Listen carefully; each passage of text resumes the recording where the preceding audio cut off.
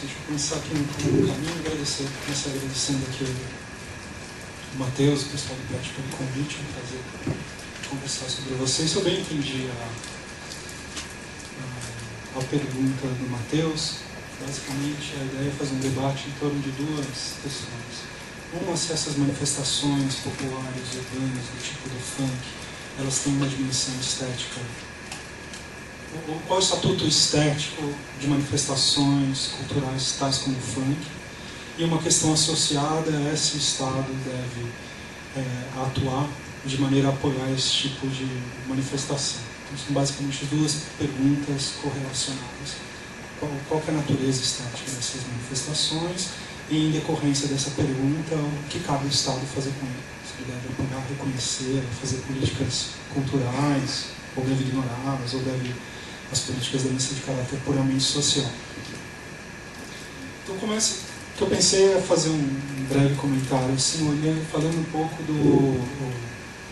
da história, da evolução do problema desse tipo de manifestação cultural e, por um lado, assim, a teoria social, pelo menos marcar alguns momentos importantes dessa história, e, por outro, como é que o Estado reage a esse o estado da discussão na teoria social.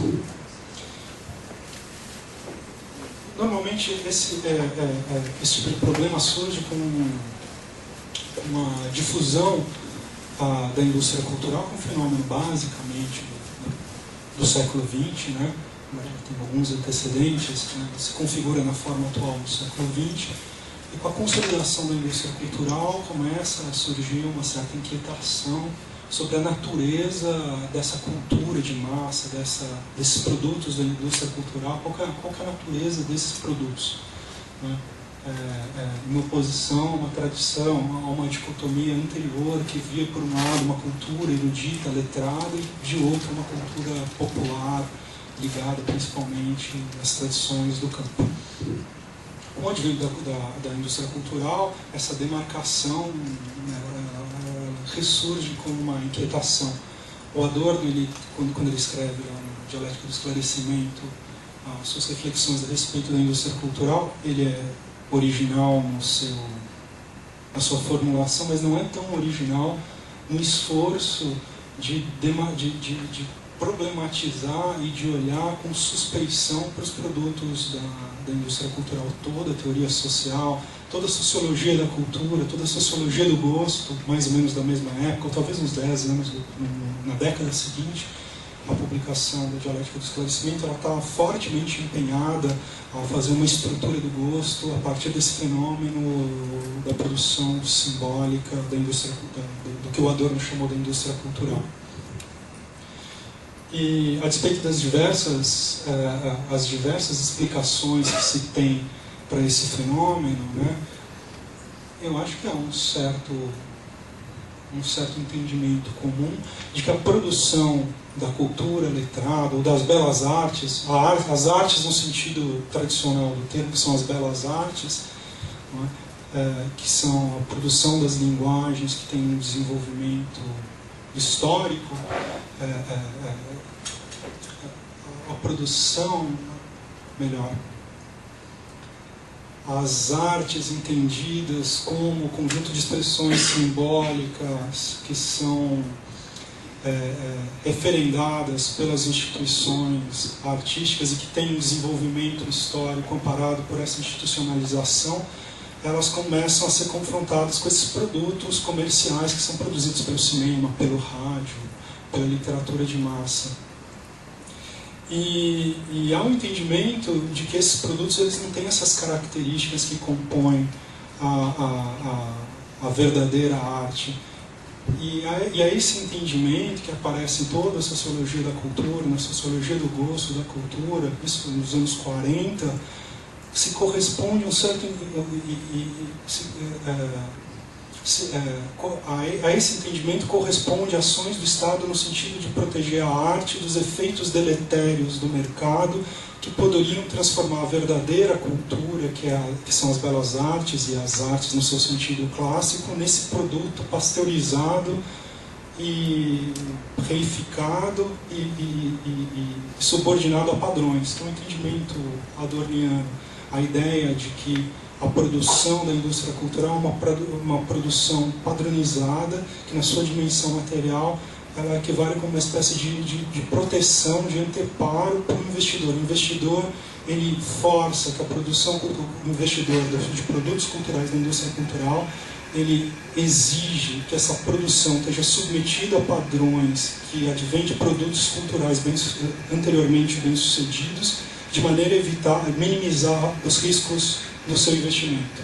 Então a ideia, por exemplo, na produção de cinema, quando você tem a produção de todo o esquema de desenho do roteiro cinematográfico, que ele precisa apresentar os personagens nos 5 primeiros minutos, depois ele tem que desenvolver a trama entre o minuto 5 e o minuto 10, depois ele tem que, no minuto entre 14 e o 20, ele tem que fazer um comic relief, depois todos os padrões que advêm da produção do roteiro, que é uma operação altamente complexa e altamente padronizada, ele é fruto do processo histórico onde modelos de sucesso vão se sucedendo e vão transformando essa atividade de produção simbólica numa atividade de produção totalmente submetida a padrões, que é o oposto do entendimento anterior de que a cultura, e em particular as artes, elas são a inovação na linguagem. Ora, o processo na indústria cultural é a de não inovação, é de repetição de padrões de maneira a diminuir os riscos do investimento. E o entendimento de que esse fenômeno do surgimento de novos produtos submetidos a esses padrões poderiam, digamos, essa lógica mercantil aplicada à produção da cultura poderia afetar, comercializar a alta cultura e descaracterizá-la, transformando uma atividade inovadora numa atividade de repetição de padrões, fez com que se desenvolvesse nos anos 40, nos anos 50, uma série de modalidades de intervenção do Estado no campo da cultura, de maneira a proteger essas produções simbólicas da alta cultura dos efeitos deletérios no mercado. Como se faz isso? Basicamente se faz com subsídio, de maneira que esses produtos no mercado eles não precisem ser vendidos, e não precisando ser vendidos, eles não precisam se submeter às exigências dos financiadores, e ao mesmo tempo, como contrapartida de quem recebe o subsídio do Estado, se oferece os produtos com preço subsidiado, de maneira a que se retire as barreiras de preço para as pessoas consumirem. Então é um duplo jogo, a ideia de que eu subsidio a produção cultural. Então eu vou pegar a orquestra sinfônica, eu vou fazer subsídio público para a orquestra sinfônica, e a orquestra sinfônica, com isso, ela não precisa ficar vendendo o seu produto, que são apresentações de concerto no mercado, e não se vendendo ao mercado, ela não precisa se submeter a esses padrões de mercado que levariam inevitavelmente nesse raciocínio a que ela se transformasse em uma coisa comercial, que repetiria padrões de sucesso cada vez mais repetitivos.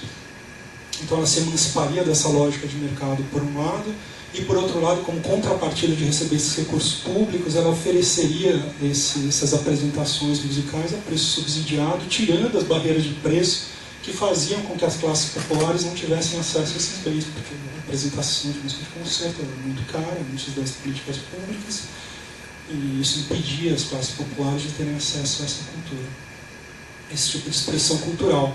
E a gente vê nos anos 40 e 50, nos dois paradigmas clássicos dessas políticas culturais, exatamente o mesmo propósito, com variantes. No caso inglês, não é, com a criação do Arts Council pelo Keynes, pelo economista Keynes, que toma de empréstimo da forma de organização da universidade o desenho da política cultural inglesa. O Keynes entendia que, da mesma maneira que a universidade e as instituições científicas prezam pela autonomia do campo científico, que não deve estar subordinado, no caso da universidade, ao poder político, e por isso desenhou instituições que garantem a autonomia universitária, ele tomou de empréstimo esses modelos organizacionais típicos da organização universitária e aplicou para o campo da cultura numa instituição que ele chamou de Arts Council, no auge do seu prestígio na Inglaterra. Ele não chegou a ver efetivado o Arts Council, mas ele, digamos, desenhou essa instituição tomando de empréstimo o modelo das agências universitárias de financiamento à pesquisa. né? Então, no que consistia? Eu abro um processo concorrencial de submissão de projetos artísticos, crio um comitê de seleção por pares, ou seja, no caso, críticos musicais e professores, gente que não está ligada ao mercado, que entende a lógica do campo artístico, e eles julgam os projetos pelo seu mérito artístico, estético, cultural, e premiam os projetos mais qualificados, não é? De maneira a subsidiar a excelência artística, não é? Permitindo que ela se mantenha livre dos efeitos negativos, comercializantes e degradantes do mercado, por um lado, e exigindo como contrapartida que quem recebe esses subsídios ofereçam ingressos a preços populares ou apresentações gratuitas, terminando, digamos, dissolvendo as barreiras de preço que faziam com que a população não tivesse acesso a essa produção cultural. Na França, a gente vai ver essa mesma história de outra maneira, né? Enquanto o modelo inglês é muito inspirado no modelo acadêmico, né? De você premiar iniciativas do poder público, tentando proteger esse processo de seleção da interferência do poder político. No caso francês, você tem uma abordagem mais estatal, né? Mais estatizante de ação direta do Estado. Até hoje, se você olha o orçamento do Ministério da Cultura da França, Biblioteca Nacional, como chama, são os museus, a Biblioteca Nacional, o Centro Georges Pompidou, todas essas grandes instituições francesas, da cultura francesa, elas tomam todas, são ações diretas do Estado. Então, o Estado operando as suas orquestras, as suas bibliotecas, os seus centros culturais, agindo diretamente, ao passo que o modelo inglês tem por característica a ideia de proteger, impedir que nesse processo de financiamento da cultura você tenha interferência política, e por isso você faz um processo de seleção por pares, né, tentando isolar o que se chama de administração à distância, tentando evitar o contágio político nesse processo de seleção. Embora diferentes na natureza, uma ação direta do Estado, outro financiando iniciativas da sociedade, né, na produção cultural, eles têm em comum a ideia de que a arte é um patrimônio da humanidade a qual todos devem ter acesso. Então ele precisa, por um lado, ser protegido da influência do mercado, e por outro, ele precisa ser democratizado por meio de políticas de subsídio. Essas duas variantes, elas têm isso em comum, e elas estabeleceram como uma espécie de paradigma ali nos anos 40 e 50. Depois que essas políticas estavam mais ou menos desenvolvidas, elas começaram a sofrer vários tipos de críticas, né? E essas críticas foram críticas que aconteceram na teoria social, ou seja, debates que aconteceram na teoria social em resposta àquela sociologia da cultura dos anos 40 e 50, e que tiveram, digamos, encontraram eco em ações políticas que vão ser características do final dos anos 70, início dos anos 80. Os debates, para tentar assim...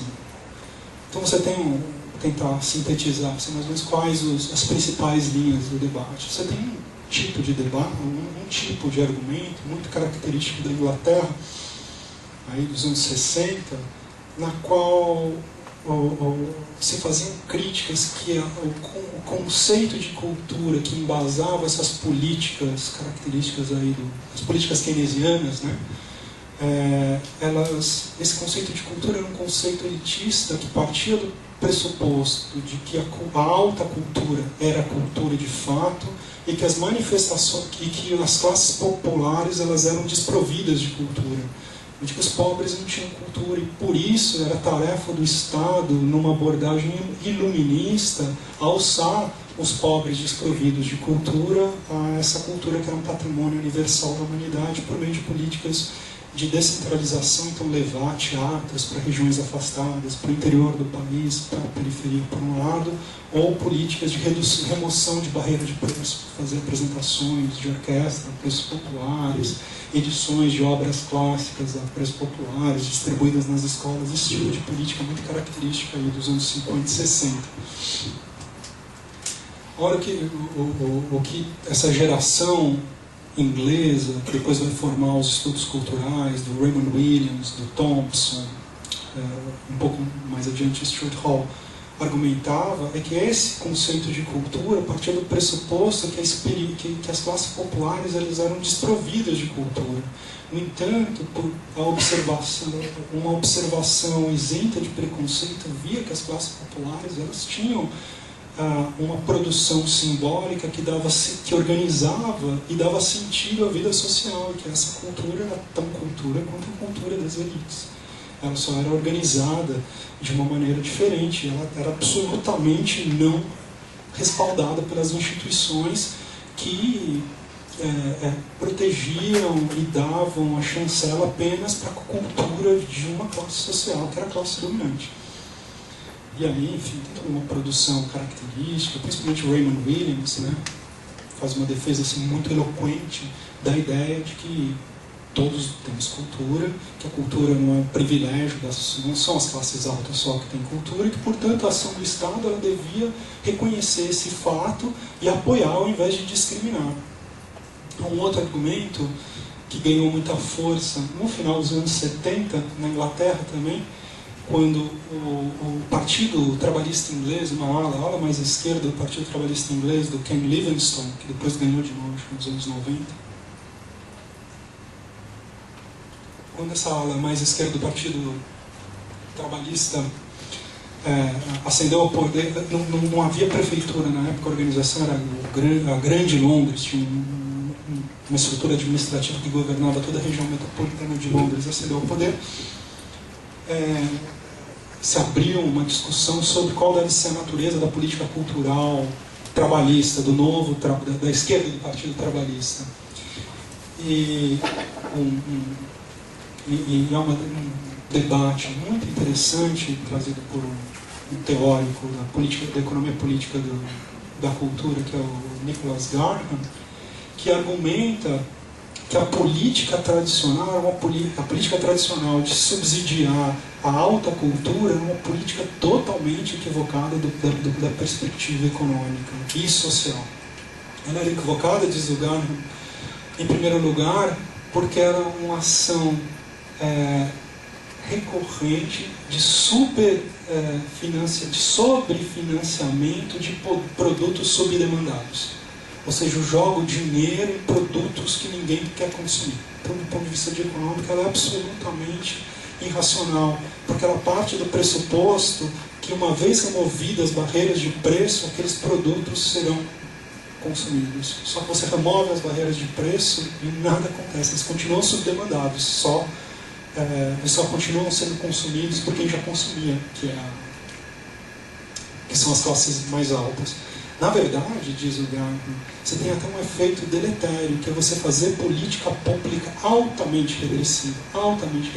Você tirar recursos do Estado para subsidiar produtos que são apenas consumidos pelas elites. Depois, a equipe do Bourdieu, alguns anos depois, vai fazer estudos que eles vão mostrar, você dobra o orçamento desse tipo de política cultural, buscando aumentar o seu consumo que as classes populares aumentem o consumo desse tipo de cultura, e você dobra o consumo da classe alta. Você torna a política ainda mais regressiva, porque é um produto que não é porque ele está em desacordo,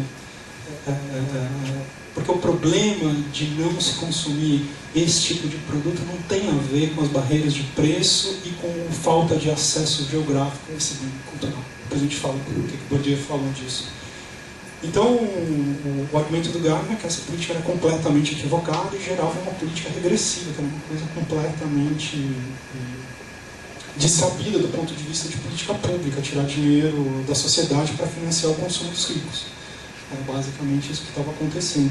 E esse entendimento, casado com o entendimento do Raymond Williams, de que a política cultural tradicional dos anos 50 era uma política que partia do pressuposto de que os pobres não tinham cultura, que as expressões das classes trabalhadoras eram expressões menores, ou simplesmente não eram cultura, como os pobres fossem desprovidos de cultura, levou a uma inversão que foi chocante aí no final dos anos 70, no início dos anos 80, quando a gestão, que eu acho que foi o primeiro grande marco, pelo menos o primeiro grande marco conhecido, né, quando a administração da região metropolitana de Londres começou a financiar o punk e o reggae no início dos anos 80, tirar dinheiro da orquestra sinfônica era subsidiar o punk e o reggae. Isso foi um choque no debate da política cultural inglesa, onde já se viu tirar dinheiro de orquestra sinfônica. Mas veja bem, o curioso é que o entendimento não era nesse momento, e a partir daí, quando esse tipo de política de subsidiar a cultura que era efetivamente consumida pela classe trabalhadora se disseminou, não era que esse tipo de financiamento substituiria o financiamento das expressões artísticas tradicionais, das belas artes, para simplificar. A ideia é que essa era uma ação complementar. Na obra, um outro elemento muito importante, que, aliás, esqueci de mencionar, foi a obra do Bourdieu. Né? O Bourdieu fez um monte de estudos empíricos sobre o consumo cultural, que depois foram sintetizados no livro A Distinção, onde ele mostrava que havia um padrão de consumo cultural desses bens da alta cultura, que esse padrão estava concentrado na elite, basicamente. Não é? E que o consumo cultural ele era, ao mesmo tempo, uma característica diferenciadora e qual que era a expressão dele? Não, um sinal, uma marca da dominação de classe. Para ser mais precisa, para o Bourdieu, o consumo cultural era a dimensão simbólica da dominação de classe, porque você via o padrão de dominação de classe no padrão de consumo cultural. E é essa a tese que ele defende lá na Distinção, que depois ele vai rever em obras posteriores. E Bourdieu vai falar, é verdade, eu tenho esse padrão diferenciado de consumo, o consumo da alta cultura ele só está concentrado nas classes superiores, mas eu não tiro daí que eu não deva fazer esse tipo de política cultural. Porque o argumento é interessante, o argumento do Bourdieu é o desenvolvimento das linguagens artísticas é um desenvolvimento apoiado na sua história. Né? Toda a história das linguagens artísticas é um processo de inovação da linguagem. De maneira que você só consegue apreciar a arte contemporânea se você conhecer explicitamente por meio do ensino, ou implicitamente por meio da socialização. Você vem de uma família que tem esse conhecimento, ou explícita ou implicitamente, a história daquela manifestação artística, de maneira que você saiba que aquela inovação formal, o papel que aquela inovação formal desempenha na história da linguagem. É por isso que quando você pega uma pessoa leiga, sem nenhum tipo de formação, e leva para o museu para ver arte contemporânea, ela fala, isso é besteira. É besteira porque para você entender aquele gesto, você tem que saber, né, todo o desenvolvimento da linguagem pictórica, quando se esgotou a linguagem pictórica, você entender o sentido das artes visuais contemporâneas. Mesma coisa para a literatura, você tem que entender todo o desenvolvimento da linguagem literária para você entender um movimento como Joyce, ou como, sei lá, como Guimarães. Uma leitura, embora, né, uma pessoa sem esse tipo de formação consiga ter alguma apreciação estética, gosta pelos motivos errados nessa chave de entendimento da estética. Né? Sei lá, Renoir é popular, mas ele não é popular pelos motivos esteticamente corretos. Não é pelo sentido que aquelas obras desempenharam na história da linguagem pictórica. Ele é popular porque ele é colorido, porque ele é pelas razões erradas. Você pode, há casos na história, muitos casos na história da arte, onde esse entendimento, né, mas o entendimento correto do ponto de vista estético pressupõe que você conheça a história, implícita ou explicitamente. Você não precisa ter isso organizado, saber dizer o desenvolvimento da arte, mas você precisa ter a capacidade de reconhecer. E para você ter essa capacidade de reconhecer, você tem que ter consumido a arte. Para você consumir a arte, você tem que ter boa educação, você tem que frequentar o museu, você tem que comprar livro, comprar disco, guia, conselho. De maneira que quem tem isso são as classes altas que dominam, e quem não tem isso nunca vai ter, de maneira que eu tenho uma convergência da estrutura de dominação de classe e nessa divisão do padrão de consumo cultural. E é por esse motivo que ele via, digamos,